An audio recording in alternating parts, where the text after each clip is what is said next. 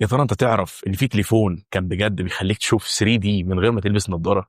اتش تي سي كانت بتعمل عظمة. في 2011 سنة الثورة التكنولوجية، اتش تي سي قررت وقالت احنا هنخلي التليفون يعرض صور ومحتوى 3 دي من غير ما تحتاج تلبس نظارة، واطلقوا ساعتها ال HTC Evo 3D. اسم طويل شوية بس كان وقتها ثورة.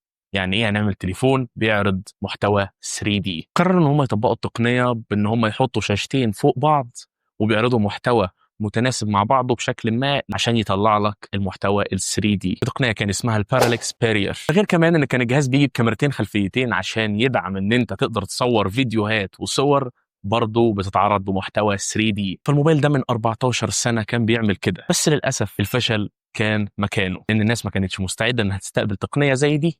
اللي حصل ان التليفون ما نجحش وما كرروش التجربه تاني. ده كان فيديو سريع من سلسله الحنين للماضي. ما تنساش لو عجبك الفيديو تعمل لنا لايك وكومنت وسبسكرايب. كان معاكم حازم تيك فيو. سلام.